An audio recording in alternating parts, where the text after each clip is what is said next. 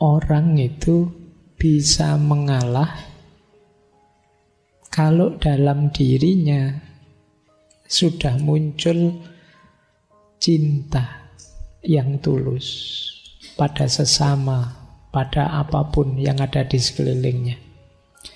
Tanpa adanya cinta, mengalah tadi mungkin hanya strategi untuk lagi-lagi memanjakan ego. Seolah-olah ya sudah, saya ngalah, kamu saja yang menang. Tapi di balik itu ada kepentingan lain. Kenapa bisa begitu? Ya karena tidak didahului dengan karakter cinta.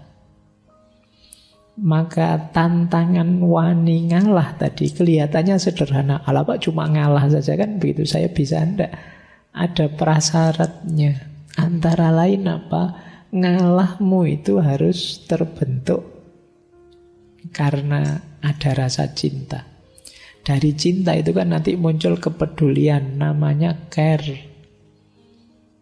Dan ingin memberi yang terbaik pada yang kamu cintai, namanya responsibility. Tanpa adanya cinta mungkin kamu ngalah, tapi ngalahmu biasanya masih ada pamrihnya. Tidak demi dia tapi demi dirimu. Jadi mengalah itu bisa disebut manifestasi dari cinta yang tulus. Tanpa ada cinta, mengalahmu belum tuntas. Dengan adanya cinta, mengalah itu nanti jadi manifestasi keikhlasanmu, manifestasi pengorbananmu atas nama cinta. Baik, ini tidak perlu saya jelaskan lama-lama ya. Kalau tentang cinta kalian sudah tinggi wawasannya, infonya sudah banyak. Saya lanjutkan. Yang penting yang keempat sudah ya. Jadi ternyata ada hakikat cinta di balik mengalah. Orang yang benar-benar jatuh cinta bisa dilihat hidupnya saling mengalah, bukan saling egois. Jadi kalau cinta kok masih saling menuntut, masih menuntut untuk dibahagiakan, dipuaskan, dinyamankan, ini masih negosiasi, masih belum cinta. Aku memberi apa, kamu memberi apa. Tapi kalau sudah cinta yang tulus, isinya tadi saling mengalah. Aku memberi yang terbaik untuk dirimu, kamu memberi yang terbaik untuk diriku. Karena kita sama-sama memberikan yang terbaik, ya kita sama-sama meningkat pesat. Maka orang yang saling mencintai itu kan, kalau ini cintanya tulus, ya kualitas dirinya naik pesat gara-gara cintanya. Yang semula tidak begini sekarang bisa, yang semula biasa-biasa bisa luar biasa ketika orang jatuh cinta. Itu hebatnya energi cinta. Hanya bisa ditandingi oleh energi patah hati. Ya, patah hati juga energinya luar biasa. Ya manfaatkan energi itu ya. Energi itu kan penting. Kalian kalau tambah energi kan tidak bersemangat apa-apa. Ya siapa tahu ada yang banyak patah hati, nanti kita bisa bikin pembangkit listrik tenaga patah hati. Baik. Iya kan tidak butuh batu bara, tidak butuh lagi. Baik, kita lanjutkan. Ini yang keempat, hakikatnya mengalah. Yang kelima, kenapa sih orang bisa mengalah? Karena jiwanya adalah jiwa yang luas. Hatinya hati yang pemaaf. Orang yang ngalah itu kan kuncinya 3. Dia mengutamakan yang lain, mendahulukan yang lain, dan memaafkan yang lain. Ini kan seorang pengalah. Nah, berarti apa? Selain penuh cinta, orang yang mengalah itu sebenarnya punya karakter pemaaf. Hatinya luas. Dan memaafkan ini penting. Ada cerita mungkin ya teman-teman, pernah saya singgung beberapa kali kemarin waktu Maulid Nabi. Rasulullah itu kan pernah satu ketika ada tetangga beliau, orang Yahudi yang benci sekali sama beliau. Setiap kali Rasulullah berangkat sholat subuh pagi-pagi, selalu diludahi oleh orang ini. Begitu lihat Rasulullah lewat, diludahi, cus pokoknya itu. Ya, dan Rasulullah ini ya karena jiwanya sangat luas, sangat pemaaf, pengalah kalau dalam istilah malam hari ini, ya beliau terima saja itu. Nah, pada akhirnya satu ketika setelah berhari-hari seperti ini terus, tiba-tiba satu pagi ketika Rasulullah berangkat ke masjid, tidak ada yang meludahi. Malah heran Rasulullah, loh ini mana ludahnya yang tiap hari datang. Akhirnya beliau tanya pada orang di situ, ini mana orang ini yang biasa meludahi saya? Oh, beliau Rasulullah sedang sakit, makanya tidak sempat meludah. Ya kalau sakit masih nyempet-nyempetin meludah, ya kebangetan. Nah, begitu tahu sakit, Rasulullah terus dengan kebesaran hati beliau, sifat pemaaf dan pengalah beliau, ya terus didatangi orang ini. Dan orang ini betapa tersentuh hatinya, karena ternyata engkau yang orang tiap hari aku ludahi adalah orang pertama yang menjengukku waktu sakit. Ini kan luar biasa, jiwa pecinta, jiwa pemaaf, jiwa pengalah. Dengan contoh ini kalian boleh bilang mengalah ternyata memang bukan berarti kalah. Pada akhirnya kan tetap yang menang Rasulullah. Orang ini kan terus jadi masuk Islam. Nah, mungkin saja dengan mengalahmu ada banyak keberhasilan-keberhasilan, kesuksesan, buah dari mengalahmu yang lain. Nah, ini penting. Ya, memaafkan itu kan nilai yang mulia. Di situ saya tulis, memaafkan itu membahagiakan meskipun berat. Yang pertama apa? Dengan kita memaafkan, itu mengurangi kegelisahan kita, mengurangi kegelapan hati kita. Orang yang tidak memaafkan itu kan orang yang dendam. Orang yang dendam itu ya orang yang gelisah, tidak nyaman. Jadi kalau bisa ya kamu buang saja beban itu. Ngapain diam-diam kamu membebani dirimu dengan dosanya orang lain kalau itu dosa. Jadi kurangi dengan cara memaafkan. Kurangi juga dengan cara mengalah tadi. Dengan kita memaafkan kan nanti mengurangi rasa marah, mencegah perilaku tidak terkontrol. Kadang-kadang kan kita itu karena saya disakiti, saya harus balas menyakiti. Sana juga begitu, loh saya disakiti, balas-balasan tidak ada akhirnya nantinya. Hidup kita dan waktu kita habis sia-sia hanya untuk balas-balasan.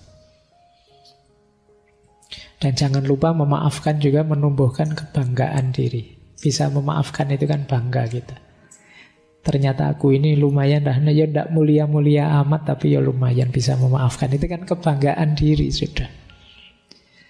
Jadi latihan memaafkan ini bagian dari jiwa pengalah tadi. Lanjut. Nah, ini yang sering disebut orang. Mengalah itu jangan dikira lemah. Justru mengalah itu kadang-kadang strategis, visioner. Mungkin kalian ingat quotes yang atas itu. Dari Raden Mas Sosrokartono. Ngeluruk tanpa bolo, menang tanpa ngasorake. Ngeluruk tanpa bolo itu menyerbu tanpa pasukan. Menang tanpa ngasorake. Kita mengalahkan tapi tidak menundukkan, merendahkan. Ini strategi untuk bisa begini antara lain apa? Mengalah. Begitu kita mengalah, kita melakukan kebaikan, mengalah tadi untuk seseorang, dia akan tersentuh hatinya.